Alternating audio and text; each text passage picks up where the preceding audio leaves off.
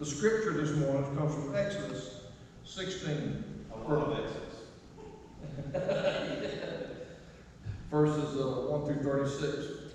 The whole Israelite community set out for Elim and came to the desert of Sin, which is between Elim and Sinai, on the 15th day of the second month after they had come out of Egypt. In the desert, the whole community grumbled against Moses and Aaron. The Israelites said to them, "If only we had died by the Lord's hand in Egypt. There we sat around pots of meat and ate all the food we wanted. But you have brought us out into this desert to starve this entire assembly to death." Then the Lord said to Moses, "I will rain down bread from heaven for you.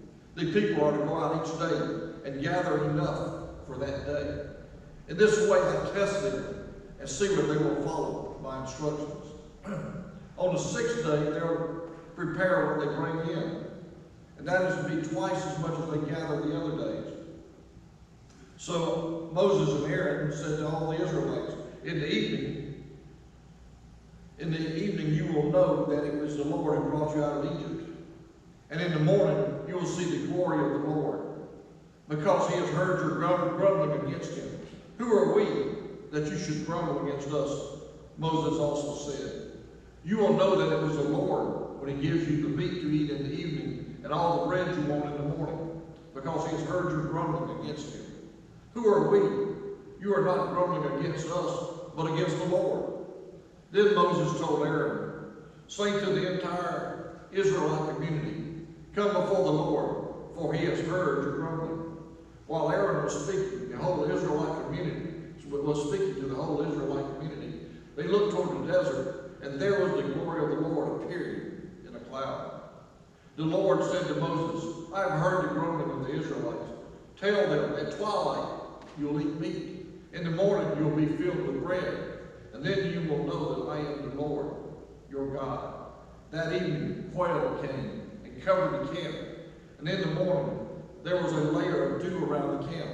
When the dew was gone, thin flakes like frost on the ground appeared on the desert floor. When the Israelites saw it, they said to each other, "What is it?" For they did not know what it was. Moses said to them, "It is the bread of the Lord. It is the bread the Lord has given you to eat. This is what the Lord has commanded. Everyone is to gather as much as they need. Take an omer for each person in your tent." The Israelites did as they were told. Some gathered much, some gathered a little. And then they measured it by the omer. The one who gathered much did not have too much. The one who gathered a little did not have too little. Everyone gathered as much as they needed. Then Moses said to them, "No one is to keep any of it till morning." However, some of them paid no attention to Moses, and they kept part of it until morning. But it was full of maggots and had begun to smell. So Moses was angry with them. Each morning everyone gathered as much as they needed, and when the sun grew hot, it melted away. On the 6th day, they gathered twice as much, 2 omers for each person, and the leaders of the community came and reported to Moses. He said to them, "This is what the Lord commanded. Tomorrow is to be a day of Sabbath rest, a holy Sabbath to the Lord. So bake what you want to bake and boil what you want to boil. Save whatever is left to keep until the morning." So they saved it until morning, as Moses commanded, and it did not stink or get maggots in it. "Eat it today," said Moses, "because today is Sabbath to the Lord. You will not find any of it on the ground today. 6 days you are to gather it, but on the 7th day, the Sabbath, there will not be any." Nevertheless, some of the people went out on the 7th day to gather it, but they found none. Then the Lord said to Moses, "How long will you refuse to keep my commandments and my instructions? Bear in mind that the Lord has given you the Sabbath. That is why the 6th day he gives you bread for 2 days. Everyone is to stay where they are on the 7th day. No one is to go out." So the people rested on the 7th day. The people of Israel called the bread manna. It was white like coriander seed and tasted like wafers baked with honey. Moses said, "This is what the Lord has commanded. Take an omer of manna and keep it for generations to come, so that they can see the bread I gave you to eat in the wilderness when I brought you out of Egypt." So Moses said to Aaron, take a jar and put an omer of manna in it. Then place it before the Lord to be kept for generations to come. As the Lord commanded Moses, Aaron put the manna with the tablets of the covenant law so that it might be preserved. The Israelites ate manna for 40 years until they came to the land that was settled. They ate manna until they reached the border of Canaan. 1 omer is 1/10 of an ephah. Now, an omer is about 2 liters. I was going to look up what an ephah is because I know.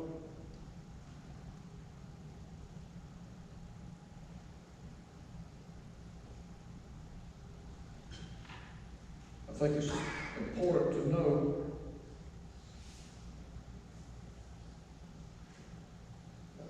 ephah is about equivalent to a bushel. What was that again? It's ephah, E-P-H-A-H, is equivalent to a bushel. The sermon this morning is called Why Manna? Now, a 4-year-old little boy spilled his coke on the floor, and he wanted to clean up the mess that he made all by himself. So his mother told him to get the mop that was just outside the back door on the stoop. So quickly, he ran to the door, but he soon realized that it had gotten dark outside. Now, he was afraid of the dark, and he told his mother that it had turned dark outside. She assured him that everything was going to be okay, and that Jesus is everywhere, even in the darkest of places. She told him that Jesus will always be there to protect him. Now, this put a smile on his face, so he opened the door just enough so he could poke his head out, and he called out, Jesus, would you please hand me the mop?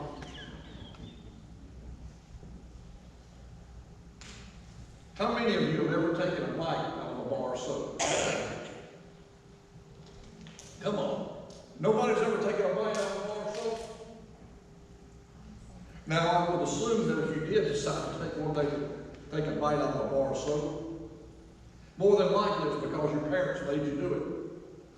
It was not because they hated you, but because they wanted to teach you a lesson for using language that was unbecoming of a Christian. Back with Adam and Eve, God used the fruit of the tree of knowledge to teach Adam and Eve about the importance of obedience. So when we come across the story of manna and quail in Exodus, we should be aware that there's probably more to the story than what meets the eye here. When the Israelites ask, what is it? There's a lesson behind that. God answers that question with an answer that will likely give us a different view of life. So what is manna? Simply, it's nourishment. Now, our story begins about 2.5 months after the wonderful deliverance of the Israelites from the Egyptian army. Now, they may have thought that wonderful delivery out of slavery, that everything was going to be handed to them on a golden platter. But they soon discovered that wasn't the case. After being delivered to some water at Marah, M-A-R-A-H, and getting to live in an oasis, they soon found themselves hunting for food. They grumbled to Moses again. Moses prayed to the Lord, and the Lord delivered a new food that had never been seen before. In the morning, there was a layer of dew around the camp. And when the dew was gone, these thin flakes of frost appeared on the desert floor. When the Israelites saw this, they said to one another, what is it? They didn't know what it was. In Exodus 16, 13 through 15, we see a description of the scene. That evening, quail came and covered the camp. In the morning, there was a layer of dew around the camp. When the dew was gone, thin flakes of frost on the ground appeared on the desert floor. When the Israelites saw it, they said to one another, what is it? For they didn't know what it was. Moses told them, though, it is the bread of the Lord, and he has given it to you to eat. In Exodus 31, we would get a description of the manna. It's white like coriander seed, and tasted like wafers made with honey. Though the Israelites didn't know exactly what it was, they did know what manna tasted like. Ultimately, it really didn't matter as long as it got the job done and kept it from starvation.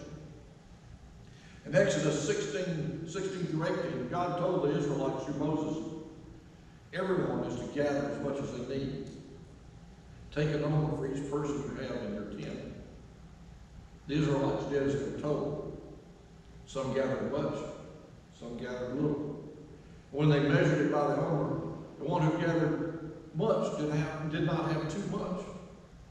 And the one who gathered little did not have too little. Everyone had gathered just as much as they needed. So for 40 years, God provided the Israelites with a morning meal.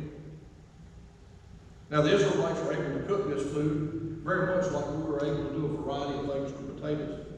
They could have cream of manna, boiled manna, manna a la carte, fried manna, you name it. They had it. There was not a great variety, but when you don't have anything else, it really doesn't matter. But it did sustain about 2 million people for 40 years. When Jesus taught us to pray the Lord's Prayer, he did not have us ask for a year's worth of meat and potatoes, or a lifetime supply of fish, or even a winter's worth of wheat. All he said we should pray is give us our daily bread. Just give us our daily bread. Now there's nothing fancy about bread. Like manna, it's white. It's even kind of tasteless. But it's very versatile. More importantly, it gets the job done. By telling us to pray for our daily bread, Jesus was saying to us, just pray enough to get by. Yet as humans, we have a hard time doing that, don't we? We pray, give us our daily bread, but we live the prayer, Lord, please give me a weekly frosty, maybe an Angus burger, and some deep fried onion rings. On Sundays, I'd like to have a smorgasbord of meats, vegetables, and breads. And at lunch, I have to eat something hot, because cold cuts just ain't going to cut it. I also like to have Italian and Mexican food at least once every other week. We love to talk about our favorite foods and our favorite places to eat. We were just doing it before we started church this morning. When we plan our schedules around when and where we're going to eat. Isn't that true? Don't we plan our schedules around when and where we're going to eat? But we need to be aware of manna and remember what it really is. It's just a nameless food for our daily nourishment.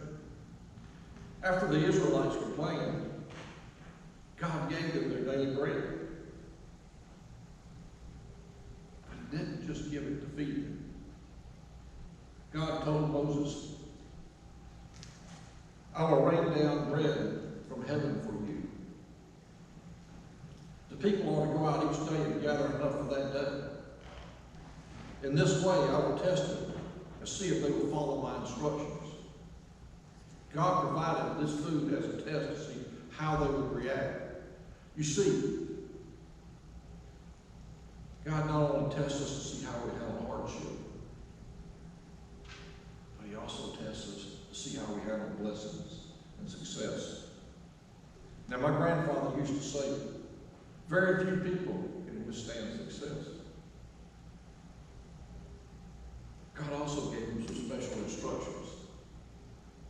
Take an omen for each person you have in your tent. No one is to keep any of it till morning. On the 6th day, they're to prepare what they bring in, and that was twice as much as they needed for the other days.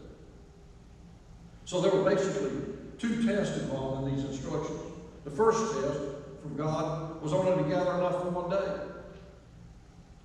Every day when the Israelites went to bed, there was supposed to be nothing left in their tent to eat. Now this was even worse because they were living in the middle of the desert. Imagine if we went home from church today. We had absolutely no food in our pantry or our refrigerator. We would say, what in the world are we going to eat? So we'd go to the grocery store to buy some groceries, only to find that all the shelves are empty.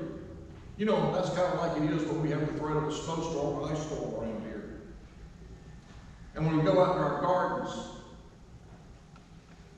we only find that all the fruits and vegetables that we have planted have dried up under our hot summer Georgia heat.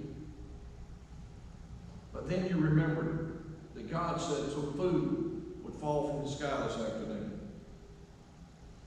The test comes in how you respond to this forced lifestyle. Would we complain under such circumstances? Would we worry? Would we have constantly wished that we were back in Egypt? Would we only gather at home? Or would we try to stockpile? This is where the first test came. The second test came at the end of the week. On Saturday, the Israelites had to work twice as hard to collect 2 days worth of manna. Then on the Sabbath, God told the Israelites that they were to collect nothing. That way they just could relax and worship the Lord. The test for the Israelites was on whether they would take a day off from their collecting of food and just enjoy a day of worshiping the Lord. Unfortunately, the Israelites failed miserably in both tests. In regard to 1 day's worth rule, instead of honoring the word of the Lord, they tested it. In greed, they tried to keep part of the manna until morning. In Exodus 16:20, it says, they kept part of it till morning, but it was full of maggots and had begun to smell. One of the temptations in life is to try and preserve our manna when God tells us just to use it today. I think of people who are hyper-paranoid about their possessions. If their car gets a tiny smart one, they carry on like it's the end of the world. Or those who spend countless hours waxing their cars or manicuring their lawns. Now we can try to protect our manna from the decay of this world. Sooner or later, the decay and stench will come. It's going to smell and it's going to rot. Psalm 103:15 through 16 says, the life of mortals is like grass. They flourish like a flower of the field. The wind blows over it, and it's gone. And its place remembers no more. The test then often comes, how do we respond? Do we cry about our rotting manna? Do we get angry over the fact that our brand new carpet has been ruined by that new puppy? Or do we just accept that what we have today is just bound to decay? We all fail this test every time we cry about something that is continually decaying right around us. In regard to the Sabbath, even when God gave them days off, it says, nevertheless, some people went out on a settled day to gather, but they found none. You would think that after God had their manna, keep an extra day, they would just relax like they were told to do. But when God told them to relax, they refused. Instead, they looked at the Sabbath as an opportunity to stockpile even more manna for the rest of the week. After all that the Lord had done for them, they failed this test. The sad thing about us is that we too have plenty stocked up already. We don't have empty freezers like the Israelites did, or empty pantries. We have no reason to go looking for manna on the Sabbath. Even with all our blessings, we cannot help but think of ourselves on Sunday morning. We think, I could be getting a lot done today. I could make overtime at work. I could be painting the bathroom. Or I could be out fishing on the lake. When the morning service gets a little long, we start to get edgy and anxious. We're anxious to go eat at the S&S cafeteria.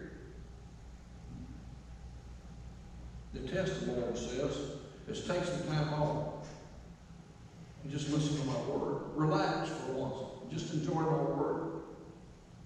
Yet we still feel like God is infringing on our time by asking for an hour on Sunday morning. We act as if having one 5-minute devotion a day is just impossible because we're just too busy. God gives us free will as a test. When we choose other activities ahead of Him, then we fail the test, just like the Israelites did. The interesting thing to me is to see how does God respond.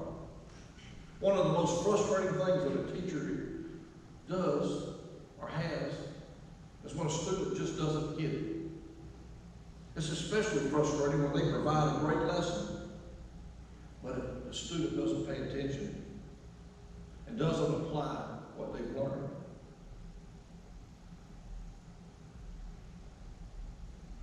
It wasn't that the Israelites didn't have plenty of blessings, because God had given them plenty. But they just didn't listen to God when it came to using them. So how does God respond to any of this? First, and I will say this is first, God doesn't want to be ignored.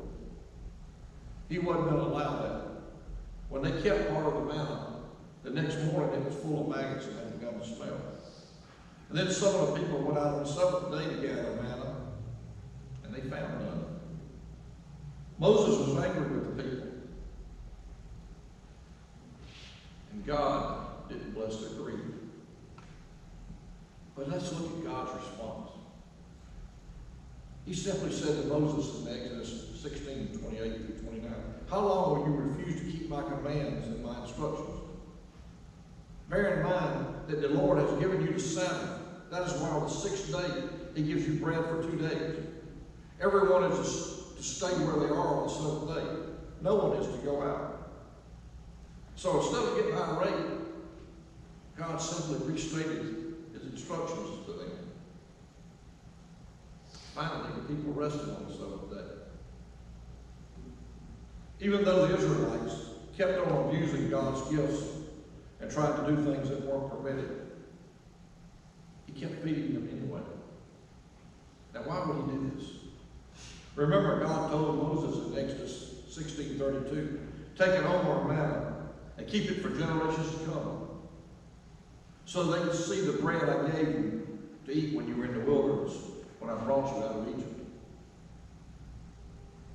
He kept on giving them manna as a testimony to who He was. He is the Lord who provides for His people, even when we don't deserve it. This is the same Lord that has faithfully provided manna to the Israelites some 3,500 years, who faithfully provided us with even greater manna in the person of Jesus Christ. Even though the Israelites continually rejected the Lord and worshiped other gods, He stuck to His promise. Even though He knew the world would put His Son to death, He sent Him anyway. Why would He do this? Why would He do this? Because God said that Jesus would be pierced for our transgressions and crushed for our iniquities. God knew that through His wounds we would be healed. In the middle of Jesus' enemies, God was preparing a table of forgiveness for us. So Jesus declared in John 6:35-36, He said, "I'm the bread of life. Whoever comes to me will never go hungry. Whoever believes in me will never be thirsty. But as I told you, you have seen me, and you still do not believe." This is not an unknown bread that nourishes us. It's revealed to us as Jesus Christ in the flesh, who came to live and die for us. It nourishes our souls forever. The most important thing to me about the story of Manna and the quail is not the mere feeding of 2 million people for 40 years in the desert. That's a sad story. It really is. But it's the faithfulness of the Lord. History proves to us that God cannot disown Himself. He's a patient, loving, and forgiving God. So what does that mean for us? Even when we complain, He still feeds us. Even when we misuse His gifts, He still gives them to us. Even when we earn going to hell with our attitude, God still wants us to go to heaven. Why is that? It's because our God is a gracious God. He likes giving people not just physical things, but also those things that you can't hardly put a bow on, which is forgiveness, holiness, and eternal salvation. I think that was the ultimate purpose behind the manna. It was to testify to the faithfulness of the Lord. How many of you know who Helen Keller was? Many of the more mature adults here will recognize the name immediately, even though I'm not sure if they even teach about her in school anymore. For the younger ones, Helen Keller was a deaf and blind girl who learned how to communicate. We still marvel at what Helen Keller could do. But do you know who her teacher was? Does anybody know who her teacher was? I didn't know this. She was a lady named Miss Sullivan. And if anyone deserves credit for what Helen Keller did, it was her. You see, Helen, she wrote, was rude and hopeless. But by using all sorts of objects and with much struggle, she taught the little girl how to use sign language by touch.